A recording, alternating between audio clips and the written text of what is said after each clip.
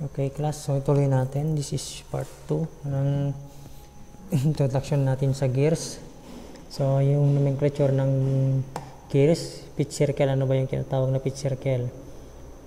Kung maalala ninyo yung kanina, yung dalawang roller, friction roller, no? Sana yun? Ito.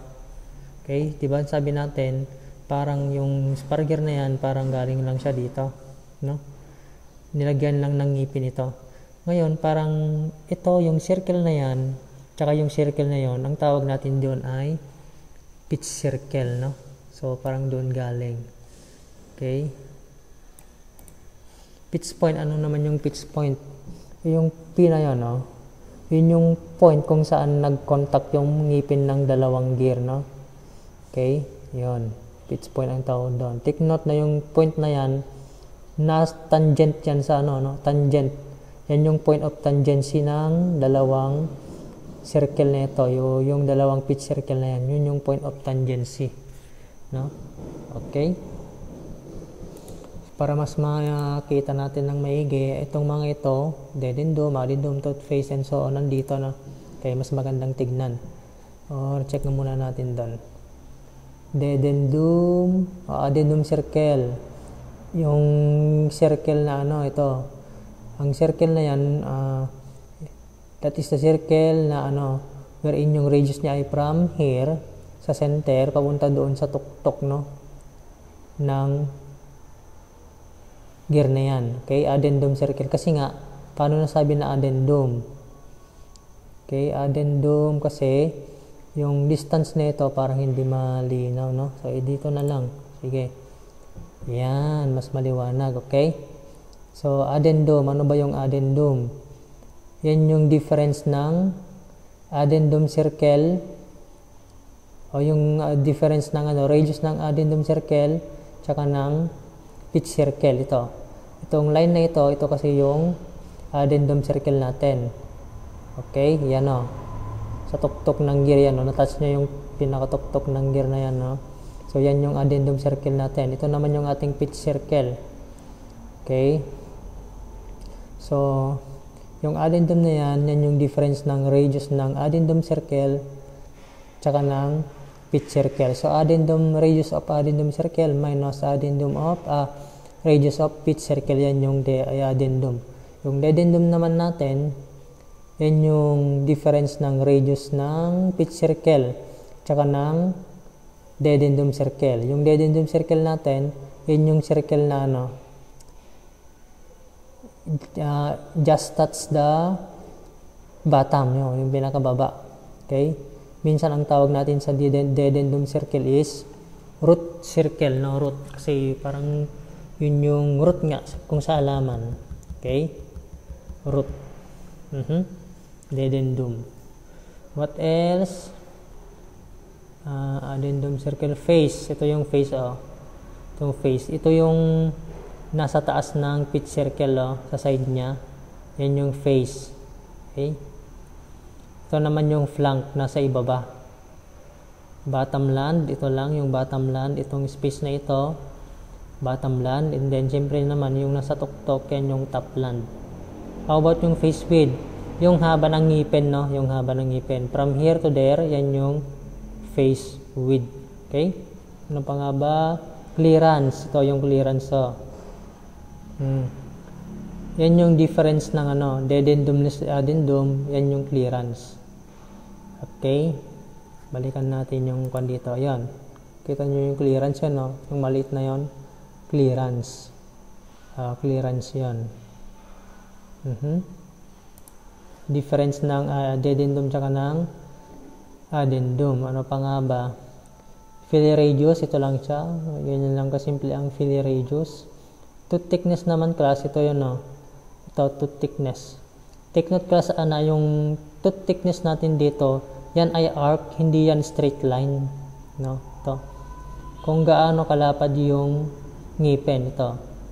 Yan yung tooth thickness.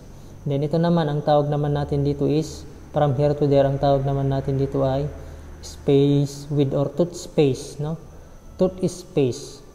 Take note na ano siya. Siya ay arc din yan. Okay? Ano pa ba? Circular pitch. Ano naman yung circular pitch? Is the distance from one point to the adjacent point ng ngipin.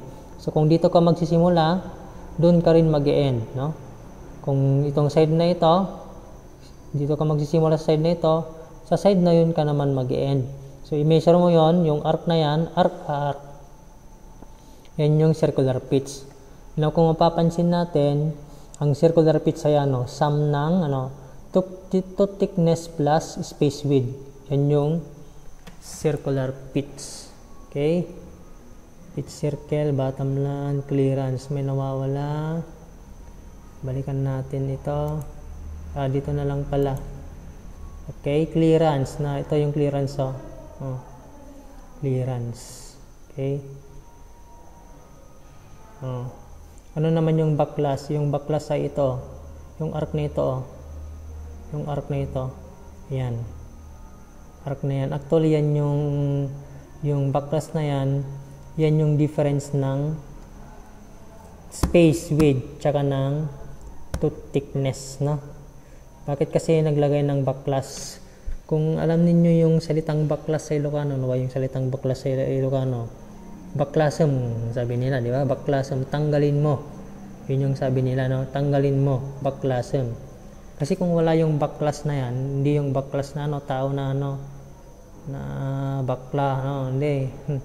Madaming backlash, hindi ganon, no? Okay?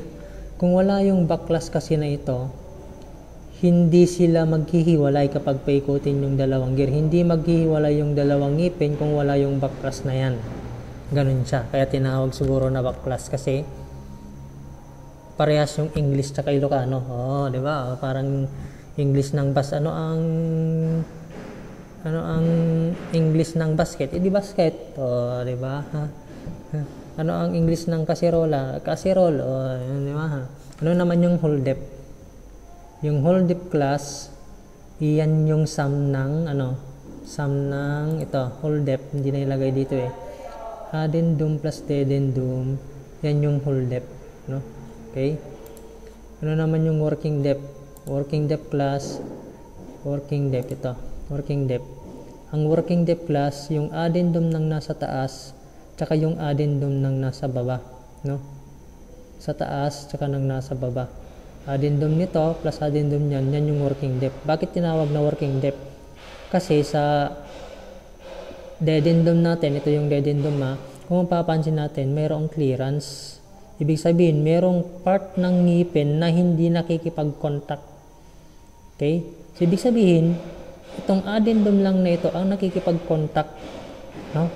Then, yung addendum lang na ito ang nakikipag-contact. Kaya sinabi na working. Kasi sila lang yung nagwo-work.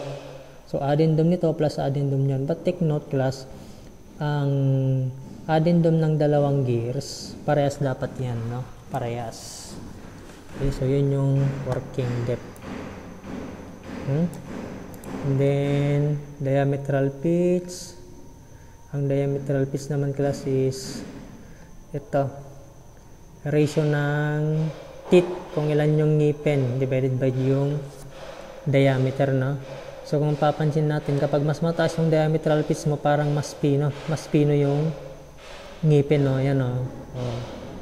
Mas pino, mas maliit yung ngipin kapag mas mataas yung diametral pitch. Yung module class is kabaliktaran lang ng diametral pitch. Kung ang diametral pitch ay teeth over diameter, ang module naman diameter over teeth. Okay?